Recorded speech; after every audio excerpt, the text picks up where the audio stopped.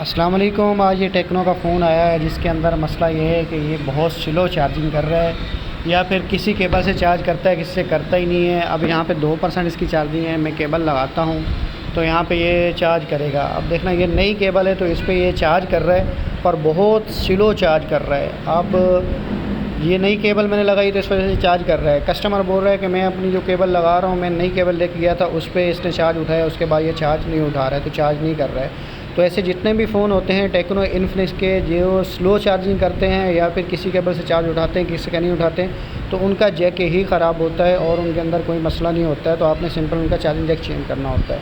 तो आज की इस वीडियो में मैं आपको इस फ़ोन का चार्जिंग जैक चेंज करके दिखाऊंगा किस तरह से आप चार्जिंग जैक चेंज कर सकते हैं। तो वीडियो स्टार्ट करते हैं। सबसे पहले आपने फ़ोन खोल लेना है। फ़ोन खोलने से पहले आपने सिम ट्रे निकाल लेनी होती है। इसके अंदर सिमें और मेमोरी कार्ड लगा होता है। सबसे पहले फ़ोन खोलते हुए आपने ये चीज़ निकालनी है। उसके बाद इसका जो बैक कवर होता है, जिसको बैक ढक्कन कहते हैं, ये वाला, इसको आपने रिमूव कर लेना होता है। तो जल्दी से मैं इसको रिमूव कर लेता हूँ।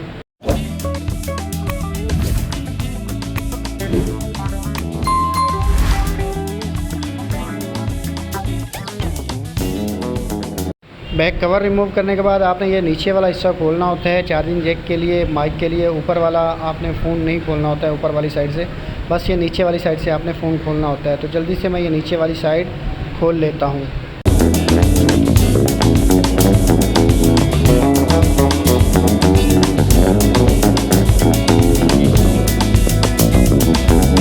स्क्रू खोलने के बाद आपने ये इसका कैप हटा लेना होता है, एहतियात से हटाना होता है। बाज़ दफ़ा स्क्रू में भी लॉक होते हैं, चिपका हुआ होता है। बैग इसका उठाने के बाद इस तरह के आपको एक स्ट्रिप नज़र आती है और इस स्ट्रिप को आपने निकालना होता है बाहर। स्ट्रिप निकालने के लिए सबसे पहले ये मेन कनेक्टर होता है, आपने इसको निकाल देना है, डिस्कनेक्ट कर देना है। आसानी से इजीली हाथ से भी कर सकते हैं, ट्यूज़र से भी कर सकते हैं।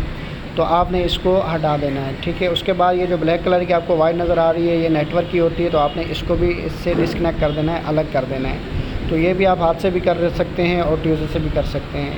ये करने के बाद आपने इसकी, अब ये चार्जिंग फ्लेक्स इसको कहते हैं, ये आप लोगों ने बाहर निकाल लेनी है।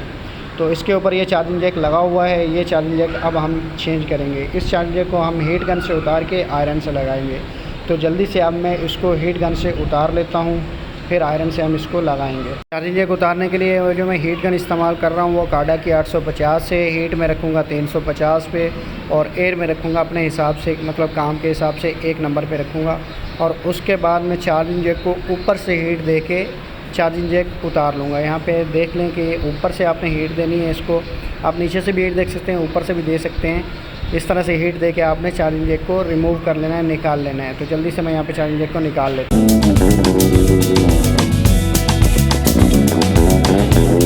यहाँ पे अब मैंने चार्जिंग जैक को निकाल लिया है। अब हम इसके ऊपर नया चार्जिंग जैक लगाएंगे।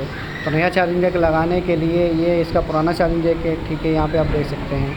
और ये वाला इसका नया चार्जिंग जैक है जो मैं इसके ऊपर लगाऊंगा अभी। अब नया चार्जिंग जैक लगाने के लिए सबसे पहले हम ये डी सोल्डर वायर लेंगे, इसको सोल्डर रिमूवर वायर भी कहते हैं। इससे हम ये जितना भी सोल्डर वायर इसके ऊपर लगा हुआ है इसको रिमूव कर देंगे। इसको इस्तेमाल करने के लिए आपने ये जो डी सोल्डर वायर होती है इसके ऊपर हल्का हल्का बिरोज़ा लगा लेना होता है, या अगर आप फ्लक्स यूज़ कर रहे हैं तो वो फ्लक्स लगा लेनी है। ये लगाने के बाद आपने सिंपल इस डी सोल्डर वायर को मदरबोर्ड के ऊपर रखना है, जैसे मैं अभी रखूँगा। इस तरह से रखने के बाद आपने ऊपर आयरन रखना है और हल्के हल्के हाथ से आपने इसको हल्का हल्का चलाना है। इसके ऊपर आपने इसके ऊपर ज़्यादा दबाव नहीं डालना है, ताकत नहीं लगानी है, फोर्स नहीं लगाना है, हल्का हल्का प्रेस करना है। ये सारा सोल्डर रिमूव हो जाएगा। तो जल्दी से मैं ये सारा सोल्डर इससे रिमूव कर लेता हूँ। यहाँ पे देखें ये साफ़ हो गया, ये सोल्डर यहाँ पे साफ़ हो गया। इस तरह से आपने इसको साफ़ और क्लीन कर लेना है। पहले वाले सोल्डर को साफ़ क्लीन करने के बाद इसके जो चार्जिंग पॉइंट होते हैं पीछे वाले, वहाँ पे आपने हल्का हल्का सोल्डर वायर या सोल्डर पेस्ट आप यूज़ कर रहे हैं तो वो आपने लगा लेनी है यहाँ पे। तो मैंने जल्दी से लगा लेता हूँ। उसके बाद जो चार्जिंग जैक होता है उसके जो बैक पॉइंट होते हैं उनको आपने लाजमी सोल्ड कर लेना है। तो जल्दी से मैं यहाँ पे ये प्रिंट सोल्ड कर लेता हूँ इसके बैक।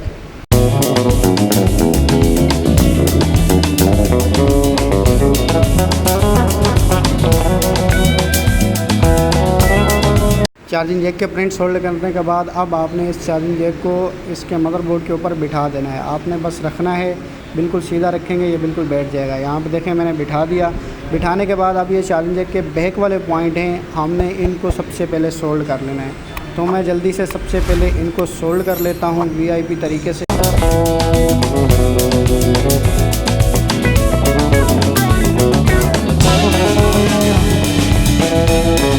ये बैक वाले पॉइंट सही से सोल्ड करने के बाद आपने इसको बैक कर देना है और उसके बाद ये जो 4 पॉइंट है इसके ऊपर आपने सोल्डर वायर लगा देनी है। उसके बाद आपने अपने जो मदरबोर्ड होगा उसके अच्छे तरीके से क्लीन कर लेना है। क्लीन करने के बाद आपने इसको फ़ोन के अंदर फिक्स कर देना है। ये आपका चार्जिंग जैक लग जाएगा कंप्लीट प्रॉपर।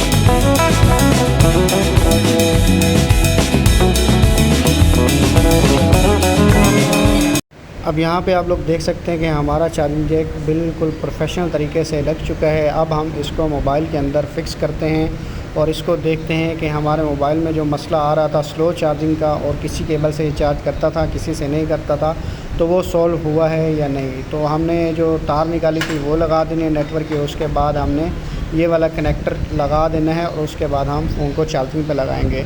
आपके पास जो भी टेक्नो, इन्फिनिक्स, आईटेल के फ़ोन या ओप्पो के फ़ोन आते हैं या वीवो के फ़ोन आते हैं जिनमें मसला ये कॉमन आ रहा होता है, जिसमें वो स्लो चार्ज करते हैं या किसी केबल से चार्ज करते हैं किसी से नहीं करते हैं, तो सिंपल आपने उनका चार्जिंग जैक ही चेंज करना होता है।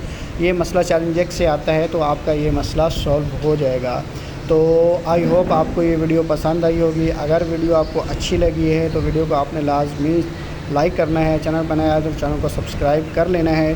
कोई भी सवाल हो किसी भी तरह का तो आप नीचे कमेंट बॉक्स में कमेंट करके पूछ सकते हैं। अब यहाँ पे आप देख सकते हैं कि 2% तक मेरा मोबाइल चार्ज हो गया है। तो ये मेरा मसला हल हो गया है। मिलते हैं नेक्स्ट वीडियो में, तब तक के लिए अल्लाह हाफ़िज़।